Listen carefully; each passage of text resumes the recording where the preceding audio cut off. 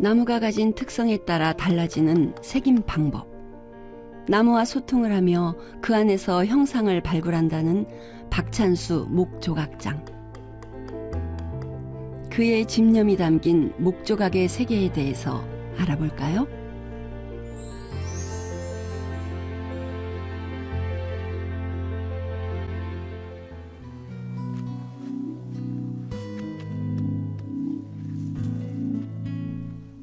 작업의 제일 첫머리는 적당한 제목을 찾는 것인데요. 박찬수 장인은 공방 앞에 심어져 있는 나무를 이리저리 살펴보고 있네요. 작품에 사용할 목재를 찾으면 예를 갖추는 그입니다.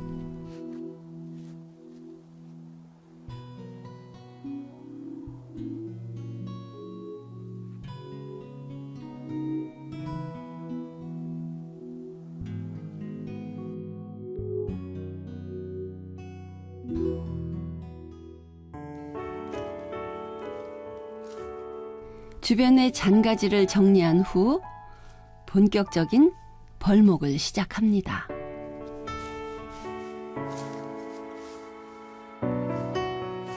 제가 이 공방을 할 적에 그때 한 30년 전에 심은 나무입니다. 나무인데 이제 오늘 이제 이게 여러 나무가 이렇게 무성하게 자랐는데 그 중에 한 나무를 선택해서 이제 목조각으로 조성하려고 하니까 제가 나무에게 사죄하는 겁니다. 나무야, 나무야, 정말 미안하다. 60을 훌쩍 넘긴 박찬수 장인이지만 이 순간만큼은 실수를 하지 않기 위해 있는 힘을 다해 순간적인 집중력을 발휘한다고 합니다. 이유가 있다고 하는데요. 우리도 갑자기 말이죠. 당황하면 모든 게 이제 불안하고 초조하듯이 이 나무도 이제 하나의 의식을 통해서 오늘 내가 죽는구나 하는 그런 다짐을 함으로 해서 서로가 작가와 나무와의 대화 또 그런 것들이 사람 살아가는 자연의 순리에 이런 것들을 이제 서로가 공감하는 거죠.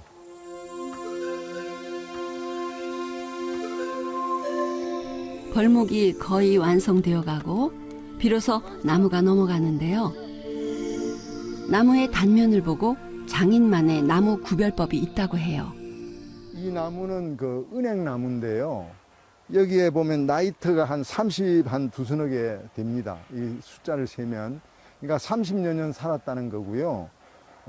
이 나무는 그 돌아다니면서 성장하지 않기 때문에 나이트가 큰 쪽이 남쪽이에요. 그러니까 남쪽은 햇볕을 많이 받음으로 해서 나이트가 이렇게 커져서 반드시 조각을 할 적에 얼굴 부분이나 이런 부분을 햇살이 많이 받는 부분 남쪽으로 해야 돼요. 그래야 균열이 일어나지 않는다는. 그리고 이 싱에서부터 갈라지기 때문에 이 싱을 구멍을 뚫으면 안으로 전부 다 수분이 모여들어서 절대 갈라지지 않아요. 그러니까 이 싱통을 그대로 놔두기 때문에 싱통에서부터 다 나무가 갈라지기 시작하는 겁니다. 그러니까 죽어서도 수피가 계속 습을 빨아들이면 이게 나무가 균열을 계속 일으키는 그런 작용을 하니까 반드시 뿌리 부분이 위로 올라가야 되고 원칙이에요. 남쪽 부분이 앞으로 가야 된다는 것이 원칙이에요. 이것을 모르고 나무를 하게 되면 굉장히 균열도 많이 일어나고 여러 가지 문제가 있죠. 그리고 작가가 나무 생김새에 따라서 조형을 해가지고 그 형태에 따라서 모든 자세를 아름답게 만들어주는 그게 이제 나무의 자연스러운 미학이라고 그렇게 생각을 합니다. 건조장을 확인하는 장인의 모습인데요. 건조는 목제품의 수명을 좌우하는 요인이 될 뿐 아니라 형태를 유지하는 데 큰 영향을 끼칩니다. 조각용에는 너무 딱딱하고 그러면 이제 우선 그 손질이 엄청나게 힘들기 때문에 이제 먼저 해가지고 싱통을 제거해버리고 그렇게 한 다음에 서서히 건조를 자연 건조든 이제 우리가 건조장에 넣어서 건조를 시키는 방법 두서너 가지 방법이 있습니다. 예. 몇십 년씩 이제 봄, 여름, 가을, 겨울 풍화작용을 통해서 이제 나무가 썩어버릴 건 썩어버리고 그 안에 아주 제대로 된 문양과 모양들이 나오는 것을 이제 저희들이 그걸 부분 이렇게 제재를 다시 해서 그 어디에 사용할 것인가 하는 것이 디자인하고 결정되면 그 부분을 선택해서 이렇게 제재를 하고 있습니다.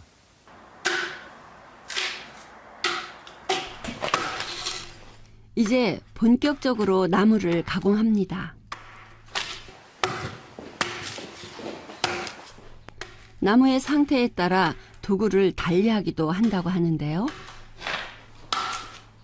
오늘 벌목한 나무는 어떤 도구로 작업을 할까요? 지금 이 은행나무가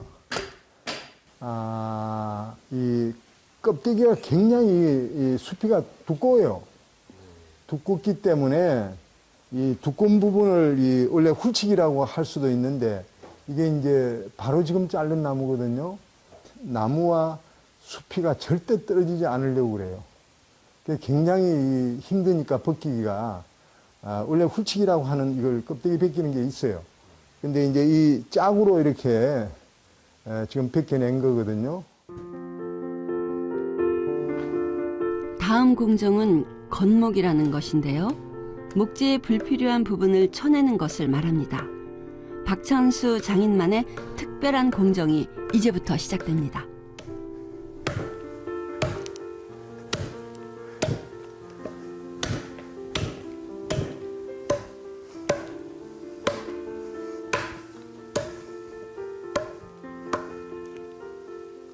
이 짜구라고도 그러기도 하고 자기라고도 그러고 이제 깎는다고 해서 깎기라고 하는 그 전통 그 도구를 가지고 행태를 바로 잡는 겁니다. 뭐 밑그림이나 뭐 그런 것들은 필요 없어서요? 저는 이 나무가 평면에 있는 것은 밑그림을 그리면 그대로 살려 있지만 이건 한조이기 때문에 입체거든요. 아무리 그래도 다 깎여버리니까 머릿속에 한상의 어떤 자기가 작품하고자 하는 것들을 전부 다 전체 사면을 앞뒤하고 육면을 이렇게 자기 머릿속에 넣지 않으면 완전히 전체적인 반환성을 잃어버리는 거죠. 그래서 자대는 얼마하고 전체적으로 이 나무에 아기를 얻고 있는 어머니의 모습을 머릿속에 그것을 집어넣고 그 한상을 따라서 제가 이제 이 나무의 계를 그리고 또 여러 가지의 나무가 자라면서 형태가 삐뚤어져서 삐뚤어진 대로 그런 모양을 가지고 나무와 같이 호흡하면서 이 한조의 작품을 만드는 겁니다. 박찬수 장인은 불상의 의복을 매끄럽게 처리하던 전통의 방식을 깨고 칼자국을 그대로 살려 거친 느낌을 주는 작품으로 불상 형식의 새바람을 일으켰는데요. 오늘도 같은 형식의 작품을 만들고 있습니다. 요즘 현대식으로 기계로 하면 굉장히 더 빨리 나올 수 있지만 그건 이제 너무 기계 맛이 있으니까 이 손으로 하면 이 짜구의 이 질감이 세계적으로 누가 짜구의 질감을 제대로 내는 사람이 없거든요. 이렇게 몇 시간 동안 며칠 동안 나무 새김을 하기도 하는데요. 형상이 드러나는 것에 심취해 끼니를 걸러 쓰러진 적도 있다고 하네요.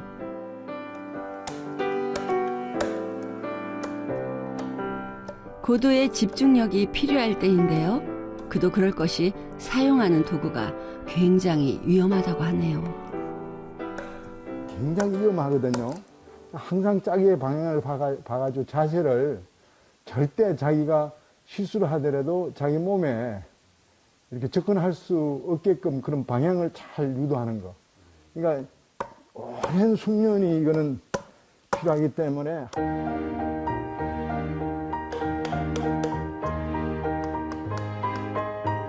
이제 도구를 바꿔 세부적인 작업을 합니다.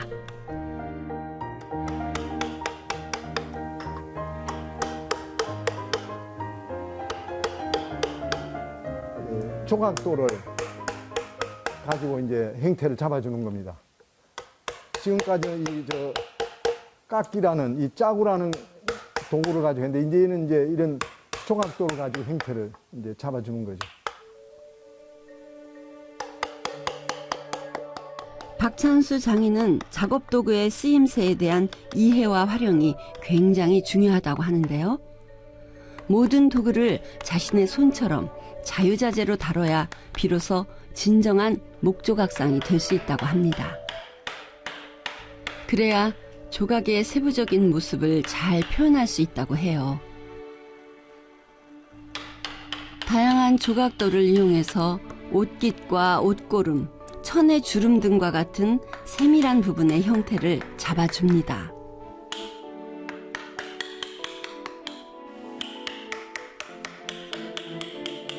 도구를 이용하여 결이 거칠고 굵은 나무는 사천왕상에, 목질이 연한 비자나무는 부처님의 자비로운 얼굴상을 나타낸다고 하는데요.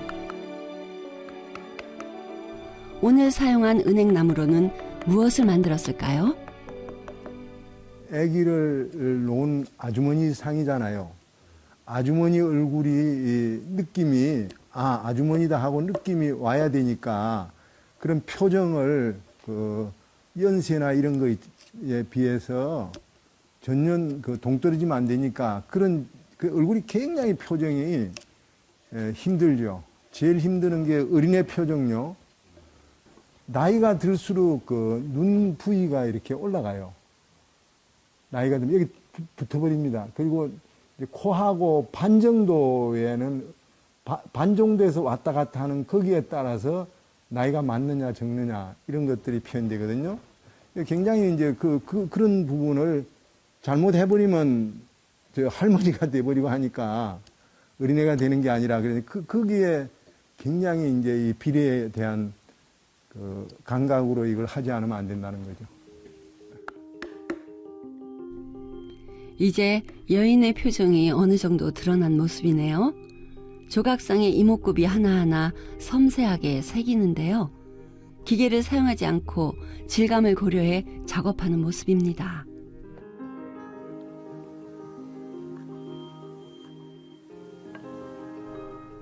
여인의 팔에는 아이가 안겨 있는데 이렇게 조각상의 상황과 몸의 비례 등 꼼꼼하게 고려해 나무를 조각합니다.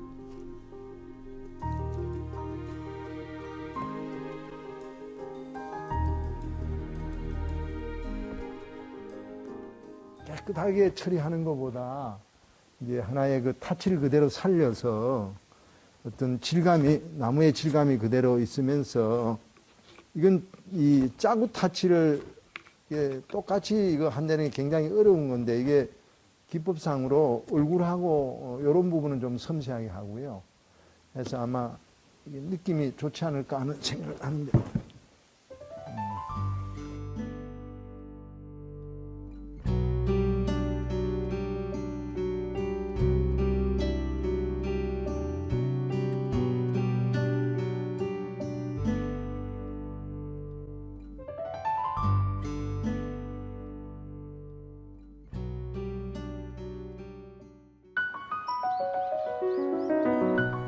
박찬수 장인은 모가박물관을 1990년 개관해 운영해오고 있습니다. 추운 날씨에도 여러 관람객이 가족 단위로 많이 찾는 것을 볼 수 있는데요.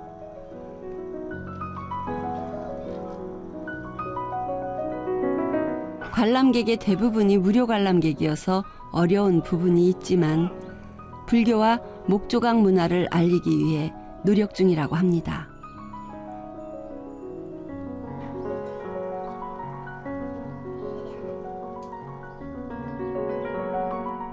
그의 박물관엔 불교뿐만 아니라 다양한 종교 작품도 전시되어 있는데요. 이러한 작품들을 통해 장인의 마음을 조금이나마 엿볼 수 있습니다.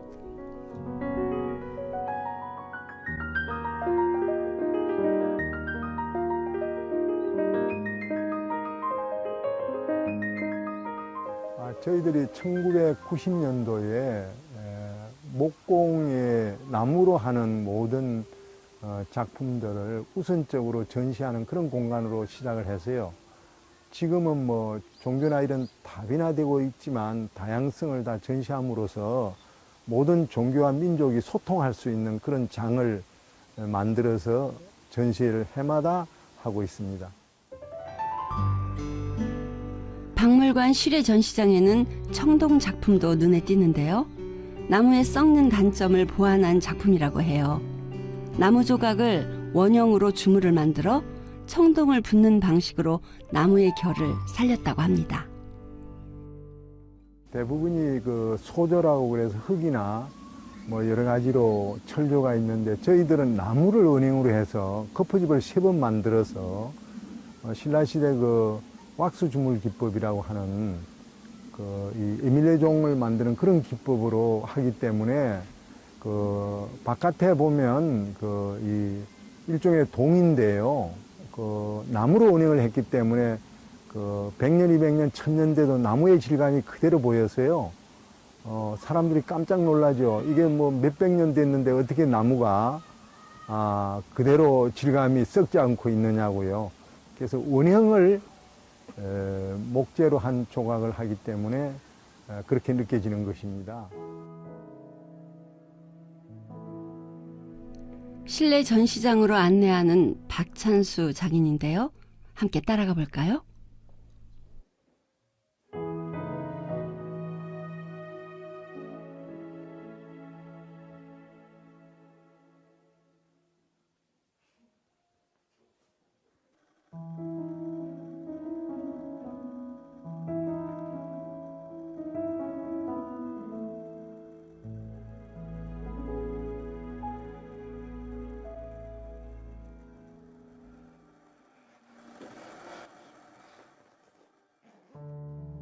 여인의 아름다운 미소를 우리는 이렇게 작품을 통해서 볼 수 있고요. 저 작품의 그 미소는 우리가 남북한의 그 화합, 그리고 평화 통일, 그리고 국태민안 이런 것들을 전부 다 어울려서 통합할 수 있는 그런 미소가 아니겠는가 해서요.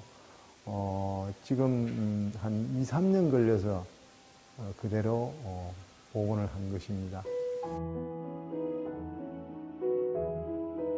법상이라는 이름을 지닌 이 작품은 박찬수 장인에게 특별한 의미가 있다고 하는데요.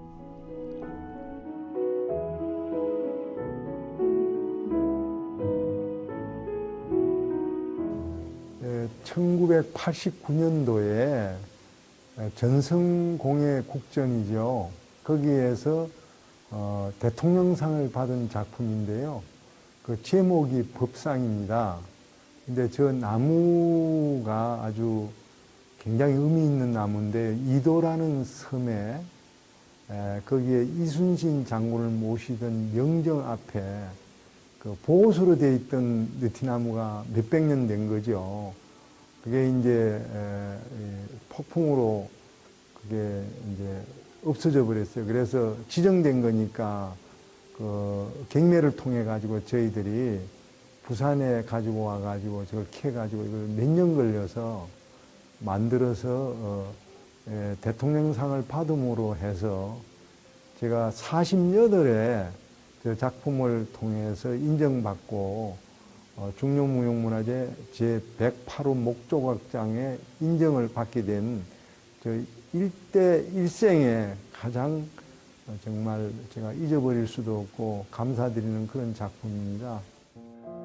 박찬수 장인은 모가 박물관을 통해 불자를 비롯한 일반인들에게 불교 사상을 전파하고 관람객들에게 목조각 시연과 체험 교실을 통해 목조각을 알리는 일에 주력하고 있는데요.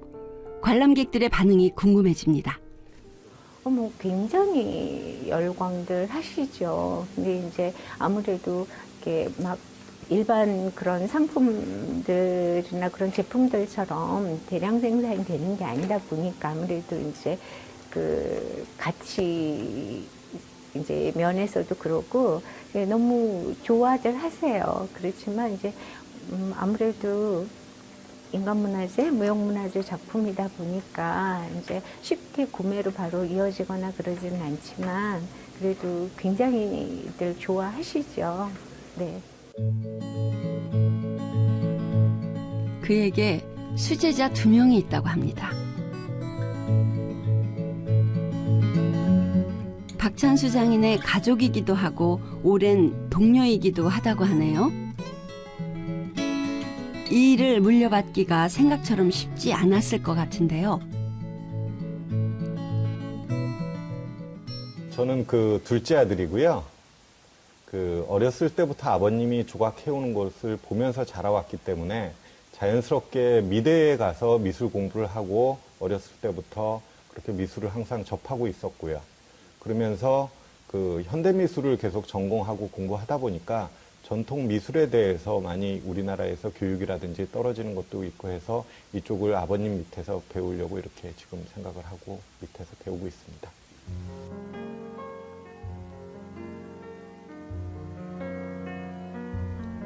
큰아들 역시 아버지와 같은 일을 하고 있다고 합니다. 두 형제가 이렇게 아버지의 뒤를 이어 목조각의 전통을 지켜가고 있습니다.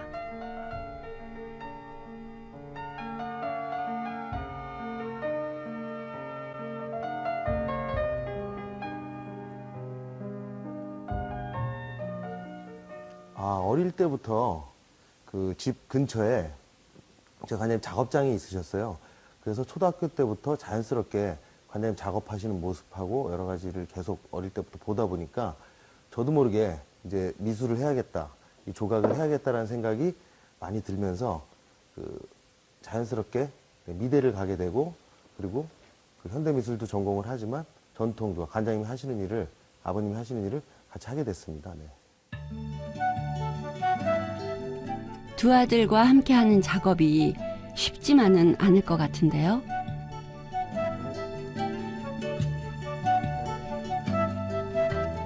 좋은 점도 있지만 나름의 고충도 있다고 하네요.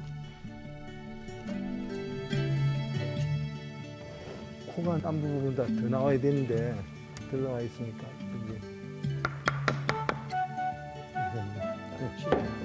확실히 일체감이 살지.